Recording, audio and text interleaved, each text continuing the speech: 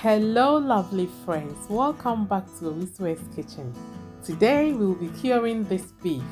Yes, authentic Ghana salted beef, made with a selection of special spices and herbs, and done in a process that ensures it comes out super tasty and fragrant.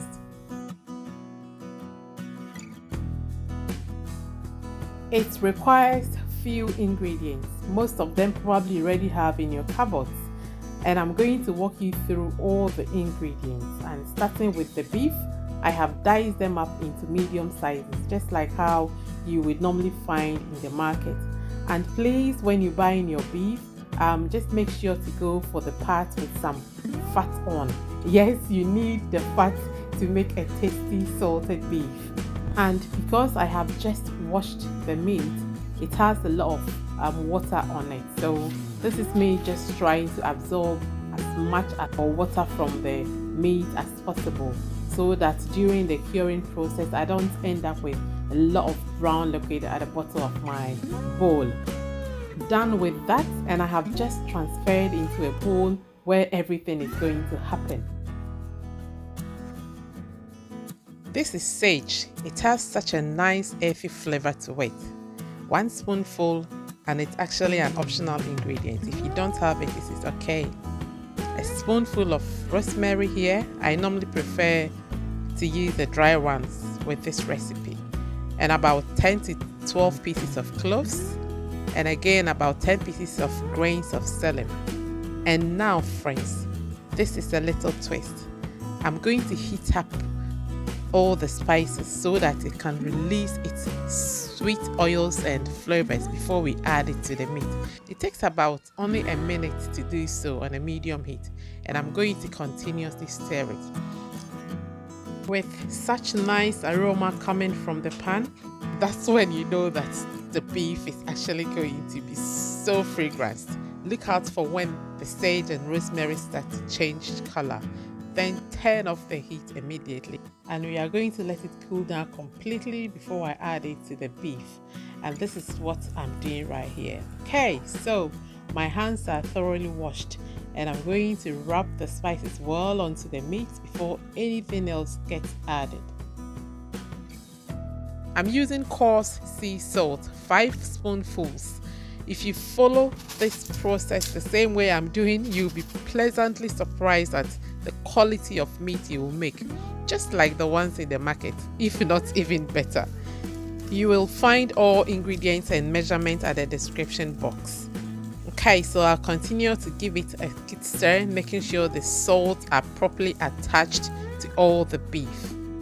Let me quickly just mention this here. You can use any meat of your choice: goat, mutton, lamb. It's your call, any meat that you prefer. Then I have sliced up 1 medium-sized onions, which I'm going to add to it.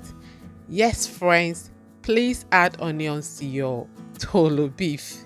It makes such a great difference. I am separating them apart so they can go their separate ways and cover the beef and get to know each other very well. And you can only imagine how good that will taste.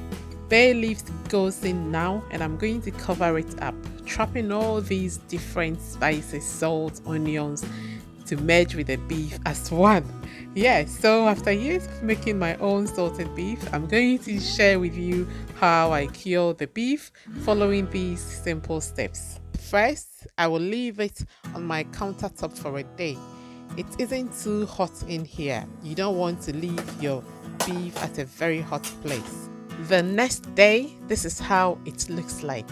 It has turned a little darker, as you can see. It smells amazing. No funny smell at all. And there isn't any brown liquid at the bottom of the bowl either.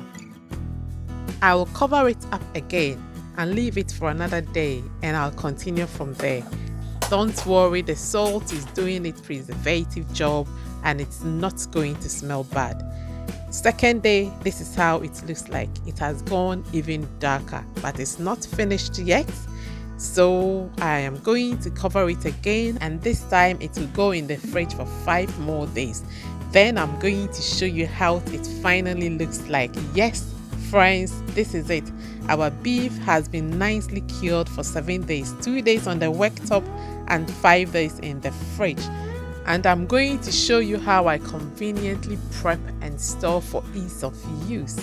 Authentic, well cured. And with this, say hello to delicious angwamo, okra stew, light soup, spinach stew, and the rest. So go ahead and dice it up into your desired sizes and grab a food bag and portion them accordingly. I got 9 out of it, and that means weeks of enjoying my traditional foods at its very best. They are quite costly, in the market, so if you can conveniently make it at home, why not? If you love this video, please leave a like on the page and subscribe. And please watch out for my next video where I combine this beef with other few ingredients to come out with this delicious angwamo. As usual, I am very grateful to you for stopping by here today. Thank you very much. Until I see you in my next video, stay blessed. Bye.